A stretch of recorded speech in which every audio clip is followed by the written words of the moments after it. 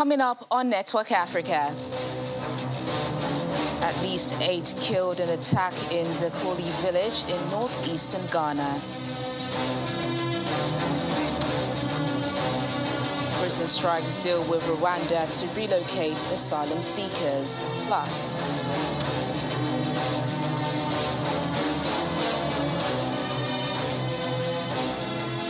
South Africa floods death toll rises to more than 300.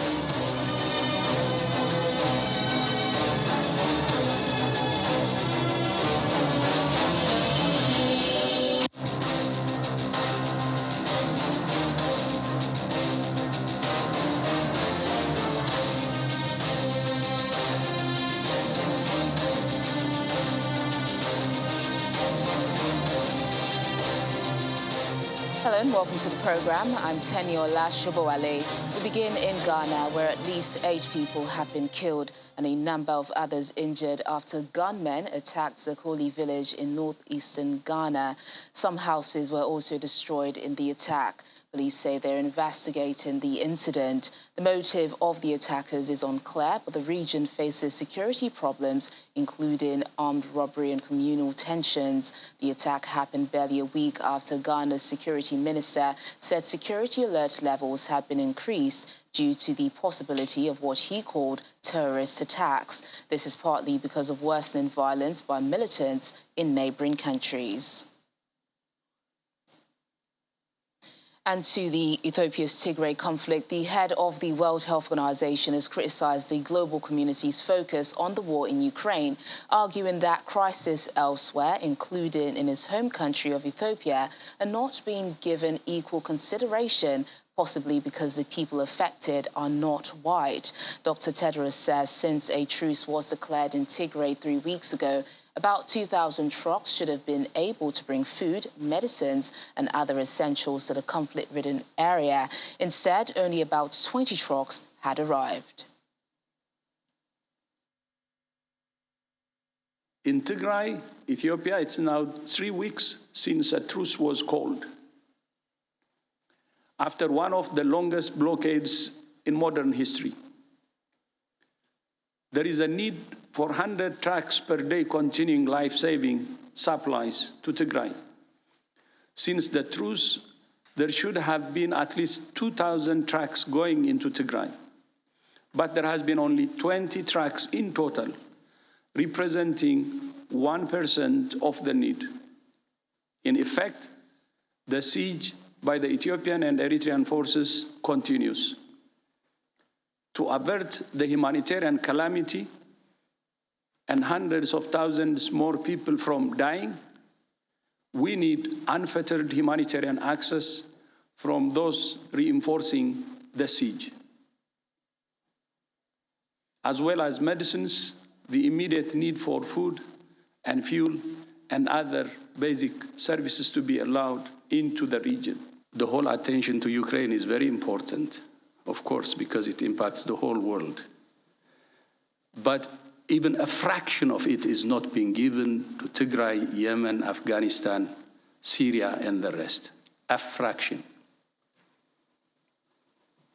And I need to be blunt and honest that the world is not treating the human race the same way. Some are more equal than others. And when I say this, it pains me, because I see it. Very difficult to accept, but it's happening.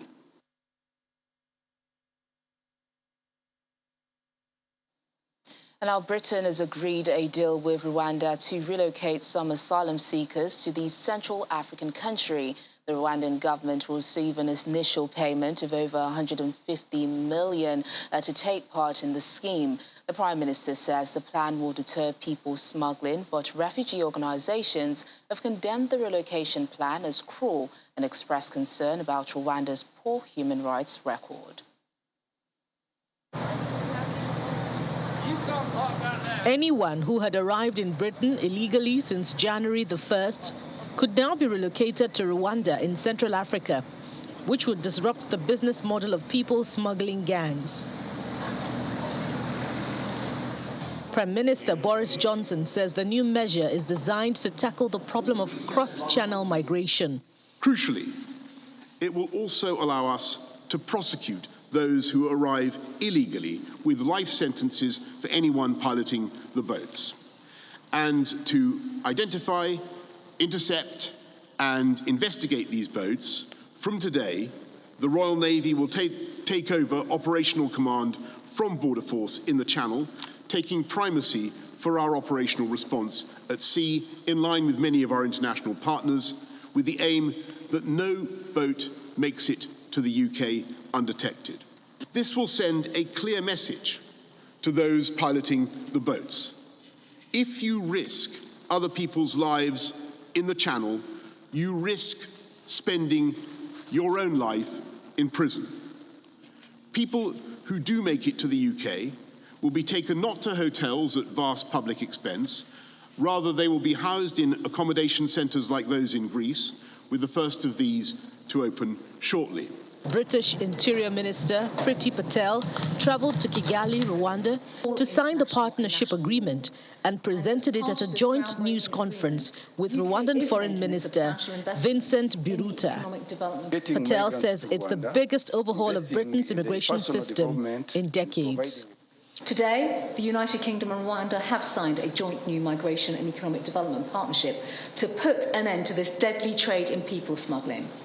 This is part of the United Kingdom's new plan for immigration to control our borders, protect our communities, stop dangerous illegal migration, help the world's most desperate people, and welcome international talents to the UK. It is the biggest overhaul of our immigration system in decades, underpinned by a Nationality and Borders Bill, which will soon become law. The Rwandan Foreign Minister adds that the partnership would offer migrants opportunities to build new lives, but at the same time benefit Rwanda's development.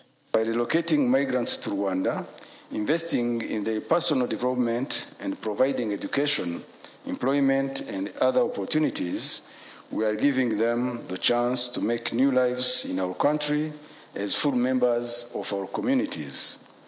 This will not only help them, but it will benefit Rwanda and Rwandans and help to advance our own development. And for those who don't wish to make Rwanda their new home, they will be facilitated to return to their country of origin or settle in other receiving countries. We believe this partnership with the UK offers a unique and innovative approach that will provide safe haven and opportunity to those in need. The British government says it would contribute an initial £120 million to the partnership, but the plan has drawn swift and strong criticism from opposition parties, with Interior Minister Priti Patel's Labour Party counterpart, Yvette Cooper, saying it's extortionate as well as unworkable and unethical. Questions have also been raised over the human rights record of the Rwandan government and its president, Paul Kagame. Last year, more than 28,000 migrants and refugees made the crossing from mainland Europe to Britain. The arrival of migrants on rickety boats has been a source of tension between France and Britain, especially after 27 migrants drowned when their dinghy deflated in November.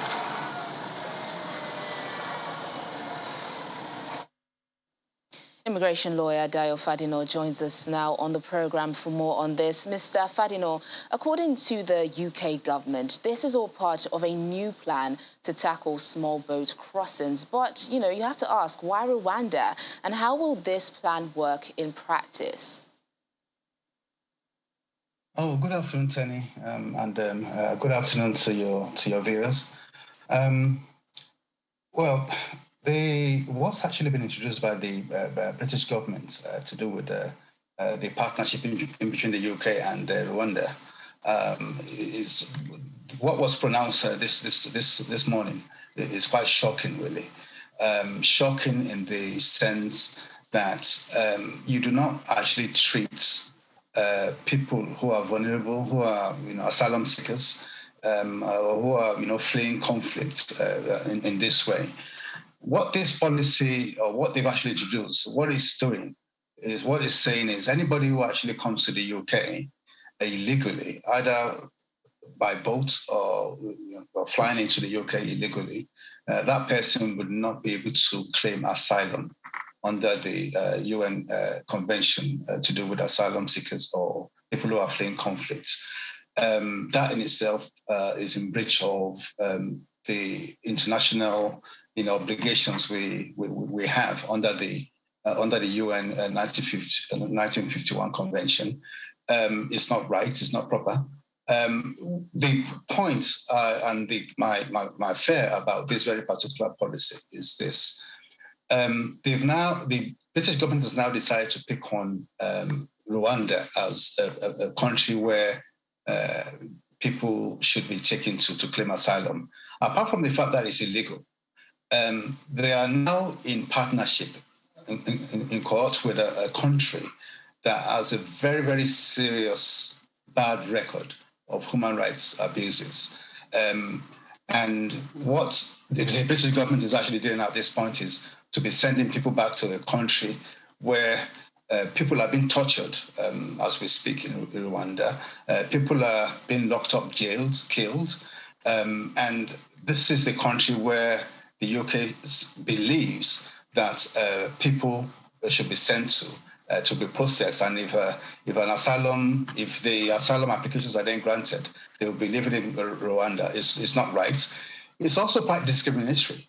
Discriminatory in the sense that how do you figure out who would be sent back to who will be sent to Rwanda? A good example of what I mean is this: take for instance, if a Ukrainian flies into the UK without actually going through the policy they have in place for Ukrainians, and that person comes in illegally, would that person be sent to Ukraine? Would a Syrian or an Afghan coming from Afghanistan, who again is fleeing persecution, would that person also be sent to Rwanda? We also have a situation where there could be situations where, take for instance, gay people, lesbians, who, and the Rwandan government is totally and utterly against lesbianism and a person who is gay. If that person should now fly into the UK to want to claim asylum, would that person also be sent back to Rwanda? These are the biting issues that I'm a little bit concerned about, and I'm not sure how this is going to work at all. The UK government even actually affirmed, I think sometimes last year, that there are serious human rights abuses in Rwanda. So why on earth would the government now want to then pick on Rwanda for people to be sent to claim asylum? This is very, very worrying indeed. I'm not sure how it's going to be working, but it's very worrying indeed. Mr. Fadino, you mentioned Ukraine, and I think it's interesting. We just heard the WHO chief saying the world does not give equal attention to emergencies affecting Black and white people. Is this plan another example of this unequal treatment when we compare the treatment of Africans and Syrians fleeing conflict to what we're seeing now with Ukrainian refugees? Indeed. I've always maintained the fact that when we look at the UK immigration rules and regulations, the mere mention of immigration, they actually treat Africans, Asians so differently to the way they treat Caucasian immigrants, for instance. We have a good instance of what's happening in Ukraine today. They were able to figure out and come up with a package and solution on how Ukrainians could actually be moved to the UK and to so many other European countries. But when it came to situations like the Afghans, the Syrians, the Libyans, up to now, they don't truly and really have that kind of policy where people could come to the UK and settle quite easily. There are situations where you also have, the Canadians, the Australians, the New Zealanders, they never, ever actually pick up Australians on the street and say they want to deport them. So we've had this situation of discrimination for so many years. And against Africans, against Asians, they've never actually had it in mind to treat both anybody coming from Europe or Australia or any of these other countries in Europe, equally. It's never ever been the case at all. All right, then, immigration lawyer Mr. Dayo Fadino, thank you so much for joining us on the program. It's a pleasure. Thank you very much. Thank you. And still to come on Network Africa. United Nations says worst drought in decades threatens millions in the Horn of Africa. More details in a moment. Please stay with us. Thanks for staying with us. Over in South Africa, the death toll from floods in KwaZulu-Natal has reached more than 300. A state of disaster has been declared in the area after some areas saw months' worth of rainfall in one day. Officials have called it one of the worst weather storms in the history of the country. Mudslides have trapped people under buildings, with more floods expected. 3 days ago, just then come from here. Yeah, so there's what I don't know, come for where. It was full everywhere. We lose everything, we can't find everything now. We're starting building again. We're trying to rescue ourselves. I don't know whether we can get any help here, but we are still trying to help to rescue something that we can say that it can be useful to us. Because now it's bad. It's bad. Everything is bad. We don't have anything. Everything is bad. I don't even have a bed. My bed flew away. Jeff drowned with the rain. The floods were all over here. Even the time I was getting inside here on Monday, the water was like this, on this level, at this house. We never see it like this before. So it flooded everywhere. So what happened, we tried to move away from the place, and then we walked here to the civic hall. Then when it was raining and we were walking with children, and everyone else started to come up. Meanwhile, police have arrested at least 12 people over looting of business premises in the flood-hit coastal province of KwaZulu-Natal. Videos of looters raiding supermarkets have been circulating on social media. Earlier in this week, KwaZulu-Natal Premier condemned reports of looting of shipping containers which had washed up to a major highway following the heavy rainfall. And some of Somalia's newly elected members of parliament are set to be sworn in today in the capital, Mogadishu, following parliamentary elections that took months. They will be sworn in at a venue inside the main airport area, one of the highly guarded areas in the capital, as security remains a key concern. Their main task will be to elect a president who will be expected to lead the Horn of Africa nation for the next 4 years. The swearing-in also marks a crucial step for the election process, dogged by conflicts and political infighting between key stakeholders, leading to the elections being postponed several times. The current president, Mohamed Abdullahi, whose first term ended in February last year, continued to stay in power to avoid a political vacuum. The United Nations Children's Fund, UNICEF, warns that Eastern Africa is facing the very real prospect that the rains will fail for a 4th consecutive season, placing Ethiopia, Kenya and Somalia into a drought of a length not experienced in the last 40 years. The UN says the Horn of Africa is on the brink of the worst famine in decades and says support is urgently needed.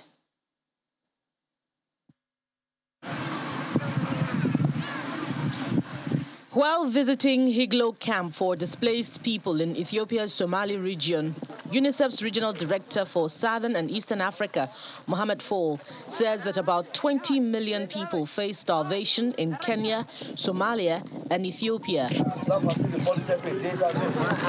According to Fall, insurgencies in Ethiopia and Somalia have also deepened food insecurity. Unfortunately, we are facing the same situation in the entire Horn of Africa. I think for the moment in the region I'm following through, you have Ethiopia, you have Somalia, you have northern part of Kenya, and we are talking about around 20 million people whose life are now threatened by food insecurity, probably high level of malnutrition, severe lack of water, loss of all the livelihood, loss of livestock, population movement across border. It become one of the most important humanitarian crises. 2 years of conflict in northern Ethiopia's Tigray region has left millions facing famine-like conditions and created a hunger crisis in neighboring regions. It is anticipated that the upcoming rainy season will be 20 to 45% less than the average, meaning for the first time, Ethiopia would have 4 consecutive failed rainy seasons in a row. In all, drought-impacted areas, malnutrition rates are increasing at an alarming rate. In the worst-hit regions of Somalia and Oromia, around 225,000 malnourished children and over 100,000 pregnant and breastfeeding women need urgent nutritional support. This drought is the worst drought that we have seen for the last 20 years. It affected the whole community, especially children, especially the under 5 children. So we are getting here a lot of malnourished children. More than the children that we have seen 6 months ago. The number of admissions have increased. Meanwhile, UNICEF's regional director for Southern and Eastern Africa adds that global food and fuel prices are skyrocketing in many parts of the world because of the war in Ukraine. We are also living through the far-reaching repercussion of the Ukraine conflict, which we know is already impacting on the wheat price. And we know that countries that I have mentioned, Somalia, Kenya, and Ethiopia, depend on over 70% of their wheat imports from those 2 countries. You have also the issues of the price of oil, which have skyrocketing and which is impacting across all aspects of life and all aspects of commodity that these people need for their daily life. About 346 million people in Africa are facing severe food insecurity, meaning they have likely experienced hunger in the worst crisis since 2017. Last year, according to UNICEF, the figure was about 286 million. And that's the program today. Thank you so much for watching. I'm Teniola Shubowale. Bye for now.